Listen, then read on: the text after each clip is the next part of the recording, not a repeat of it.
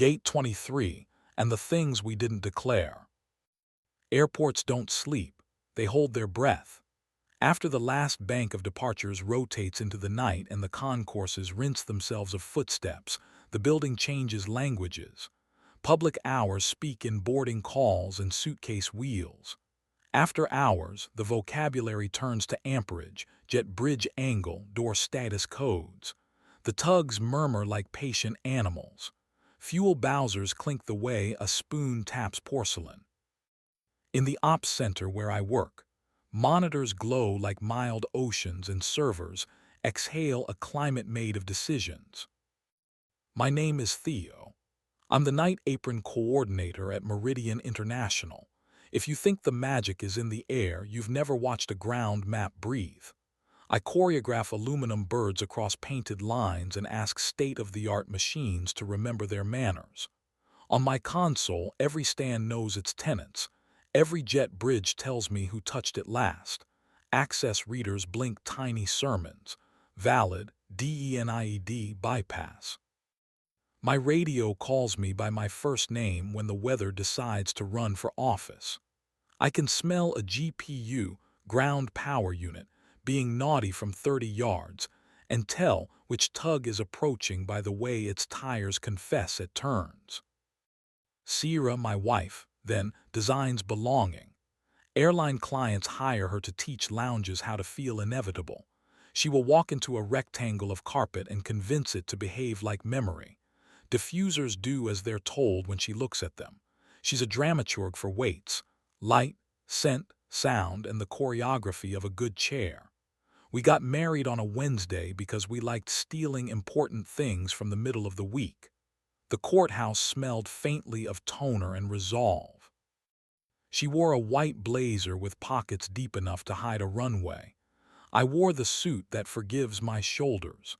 On the steps, we split a canned espresso and kissed around the aluminum rim. She said my mouth tasted like static and weather. Nights when our hours overlapped, she'd cut through the service corridor to the ops center and sit sideways on my desk like furniture that had found its calling.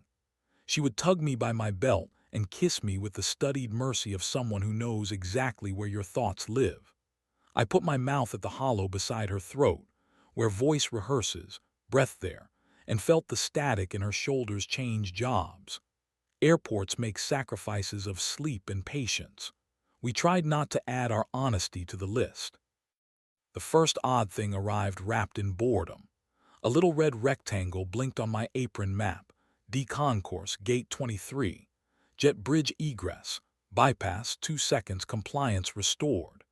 The camera feed from the corner of the gatehouse offered only the oblique stare of carpet and a ghost of a bench. The airbridge weight sensor registered a signature like a person leaning in to tell the bridge a secret.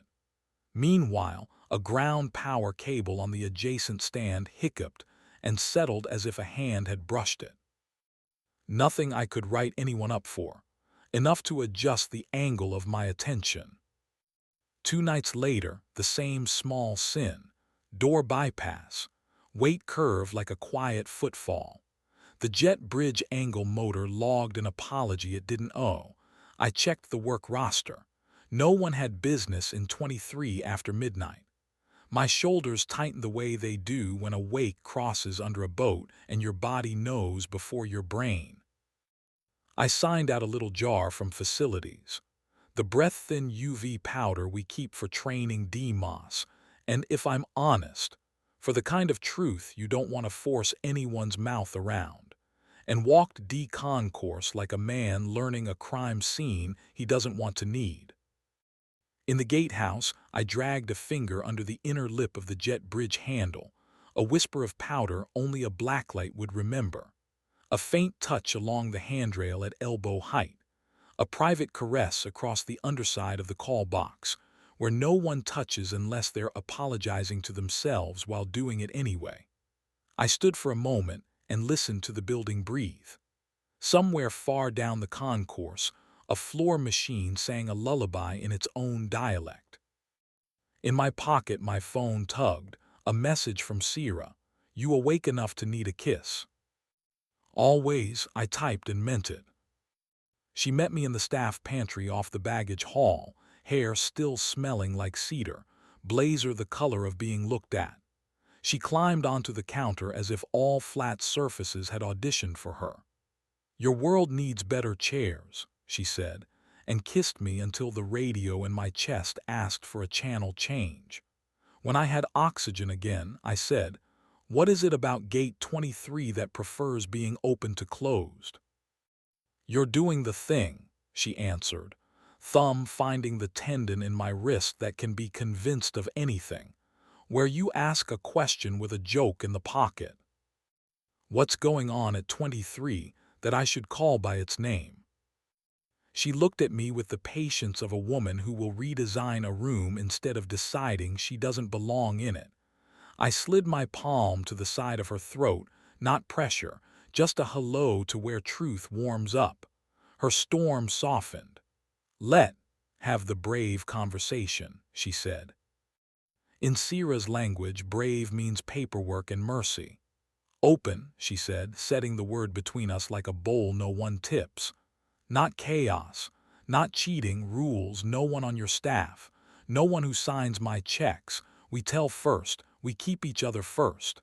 Condom is church, our bed is our passport, the airport is a sanctuary." "You wrote the treaty already," I said, more impressed than I wanted to be, less afraid than I expected. "I don't want to lie," she said, "to you, to the part of me that wants the room to inhale when I walk in." She didn't lie then, that matters even when it doesn't save anything. We drafted our agreement on a napkin and sealed it with a kiss that was an answer, not anesthesia. Treaties look good close up. The problems arrive later when distance takes an interest. The morning after, the blacklight told me everything I'd asked it to. A faint crescent glowed under the jet bridge handle like a small moon no one had permission to see. The underside of the call box sang the same thin song. On the handrail's paint, at a height I could measure against the memory of a back I knew, a smear traced a truth the cameras hadn't irrigated. In the corner where the bridge meets the threshold, a bobby pin waited like punctuation. Not Sira's tortoiseshell, a plain silver bauble trying to be a star. The other man arrived in my system as an itinerary with its collar up. The airline's rebrand had hired a face to go with its voice, Captain Cass Rylan. He had the kind of smile that made children decide the sky would say yes. His feed made climeouts look like proposals you couldn't refuse. In person, he was the precise, performative version of polite. People like him are professionals at being proof. We shook hands near the tug line. He glanced at my badge like a man reading a label before deciding how to drink. "You run a tight apron," he said. "The apron runs itself," I answered. "I just apologize for it when it forgets how." He laughed his PR laugh. His eyes did a small survey of the space as if there were mirrors worth owning. "Sira told me in our kitchen because she is better than hiding even when hiding would have been easier." "I used the word I asked for," she said. "I crossed the sanctuary line. That part was wrong. I won't again." She placed my hand on her chest as if we were calibrating. I asked, "What time?" because I am more logistician than hero. She said my name instead. I tried to be a person instead of a schedule and mostly failed gracefully. For a while we made the treaty work. For a while we were careful citizens of our small country. We slept elbow to shoulder and sometimes like knives. We ate things not made in microwaves. We spoke gently to the part of each other that tired easily. The airport behaved. 23 kept its manners. The weight curves showed only the casual maths of maintenance. Sira kept her client's lounge from smelling like insecurity.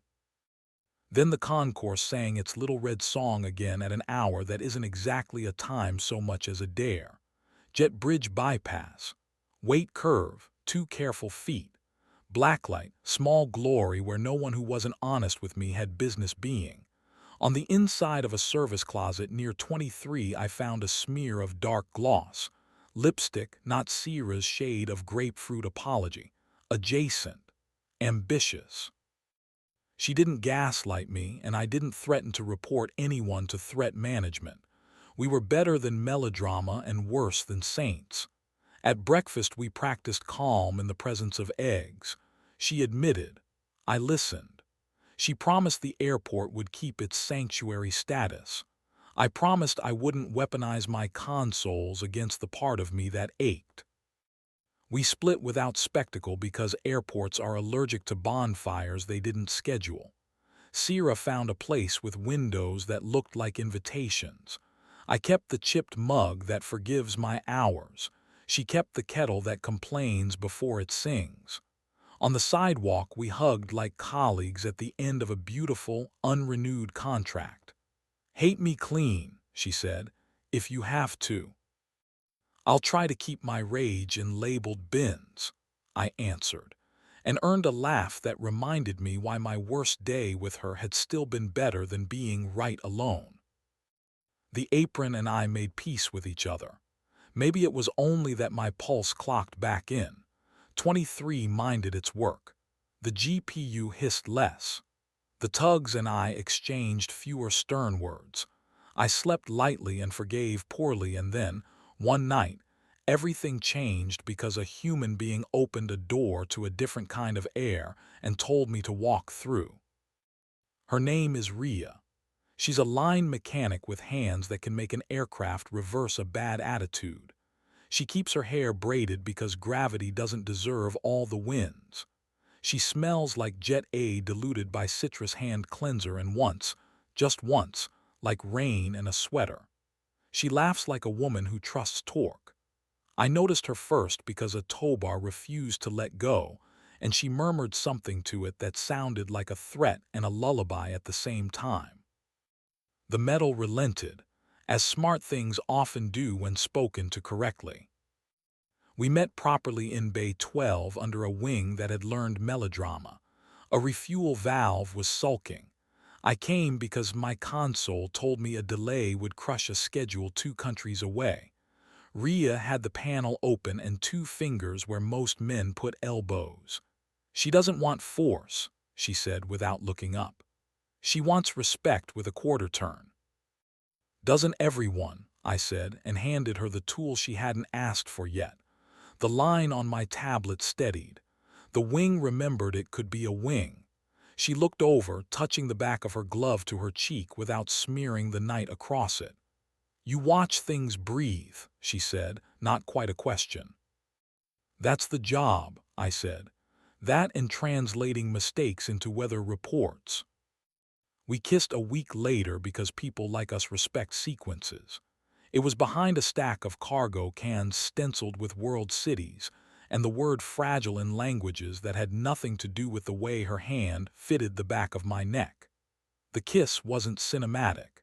It felt like a system coming online. I set my mouth at the base of her throat, my hand's favorite classroom, and breathed there until her pulse admitted paperwork wasn't the only religion. She kept her eyes open when she shivered, not because she didn't trust me, but because she likes to watch horizons stay where she left them while she changes course. We stopped before we owed anyone an apology.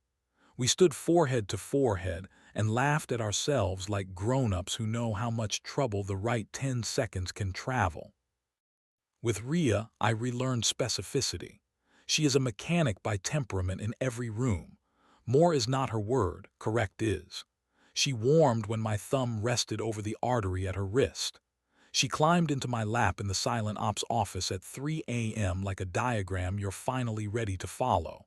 We were not careless. The airport hates careless. So do people who fix it. We did not use jet bridges or stands or any corner with a camera that pretends it isn't a witness. We used kitchens after hours and the dark edge of Hangar C where the air tasted like stories and aluminum. Consent became craft, touch as instruction, pause as punctuation, yes as something with a backbone. If you want revenge, I am not the man you call. I could have compiled a real fit for 1,000 angry clicks, Unauthorized access at 23, weight curves that sang a love song, powdered proof. I could have fed it to security or, more deliciously, to the whisper systems of the airline that sells itself on virtue. The apron is a church with a messiah complex. I'm not its vengeance. Rhea didn't want a vigilante. She wanted to put her head on my chest in the staff quiet room and trust that I'd wake her before she missed her call-out. She wanted me to bring her coffee that smelled like I believed in us. That felt like a better use of my hands. Sierra and I became human around each other again. She kept the contract because the airline is not petty even when people are. We texted like border towns with a shared river. She sent a basil plant misbehaving in a sill. I replied with a shot of a stand, lines repainted so crisp it made the tug drivers careful for 3 whole days. She wrote, "Proud of you," and in her mouth that meant, "You are not a small man." Captain Cass remained professionally handsome and improbably light on his feet for a person who carries that much attention. Once, in a corridor where we had to pretend we didn't have histories, he tipped 2 fingers off his temple like the museum sketch of a salute. "You keep a clean house," he said. "It keeps itself," I answered. "I take messages." He smiled the way men do who collect other people's sentences for later. I let him have it. I kept the floor. The airport kept being itself. A storm snuck in sideways, and we became a city with rules again. A small boy pointed at a pushback and shouted tractor, and I loved the accuracy more than he could possibly deserved. A woman hugged me in baggage claim because I found her suitcase where a bin number forgot its manners. A janitor taught a slide track door to forgive a shoe. A man cried alone at a charging station while pretending to read the news, and I stood nearby facing away because some privacy is team sport. I spoke gently to a GPU with thirst for attention. I apologized to a belt loader I'd accused wrongly. I learned where Rhea keeps her patience and how to ask for it. Sometimes I wake at an hour that shouldn't have a name, the apartment above the deli smelling like ambition and onions. If Rhea's calf is thrown over my thigh, the punctuation I trust most, I set my palm to the place where breath considers being voice and wait for that small lift. The difference between ending and completion has a temperature. My hand, finally, has learned it better than any of the manuals on my shelf. Months after the powder went back into the drawer with other tools that worked too well, the airport hosted a charity gala that dressed duty in sequins. We set up a stage in the older terminal, the one with ceilings that remember when travel was a tailored suit. I wore black because black forgives fluorescence. Sierra stood under a borrowed chandelier turning static into mood. Her hair was shorter. Her smile had put down something heavy. "Is she kind?" she asked, not needing a name. Good exes don't throw proper nouns at each other like plates. "She's specific," I said. "Specificity is kindness that pays rent." "Be good to each other," Sierra said. "And you," I asked, "are you letting morning into rooms that don't belong to you?" "I'm practicing," she said. It looked true when her face tried it on. We clinked water, the only drink that tells the truth without perfume. Across the room, Captain Cass made a circle laugh because he is good at the assignment he wrote for himself. He could keep them. I had a different jurisdiction. The line painted across an apron that means hold short. Airports don't believe in morals. They believe in clearances.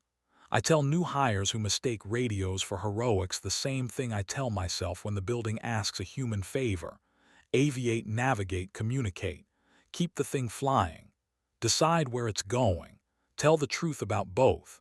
Sometimes fidelity is a checklist. Stabilize before you descend. Read back your clearances. Mind the doors. Sometimes forgiveness is maintenance you do when no one is filming. Torque, inspect, record, repeat. After the gala, I made one last lap through D-Gate 23, blinked good behavior at me, bland and proud. I put my knuckles against its door like you would against a dog's shoulder when it has learned a trick. All secure, I told my radio, which was really my chest. On my way out, I passed the staff pantry. The counter remembered a woman's thigh the way furniture remembers its best day. I closed the light, not like an ending, but like a completion. The apartment with the complaining kettle is different now only where it needs to be. Rhea leaves a coil of safety wire on the table like punctuation. I drink coffee from the chipped mug that forgives my shifts. In our bed, ours because we keep choosing it, we use the ritual that works. I put my hand where a voice begins and listen to breathe become language. I do not check my phone. I do not look for cameras. I inventory what I can carry, and then I carry it. Her leg over mine, the sound she makes when my breath warms the hinge of truth. The way the city waits outside our window like a plane on a taxiway asking for permission to be brilliant. In the morning, I'll go to the apron and wrestle polite miracles from definite machines.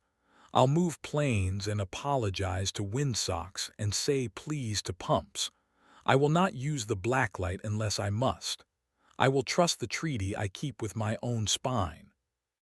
And if some door somewhere blinks red and asks to be noticed, I will notice with the kindness of a man who finally knows which rooms are sacred and which are only expensive, which promises are roots and which are run-ups, and how to hold short of a line he is not willing to cross.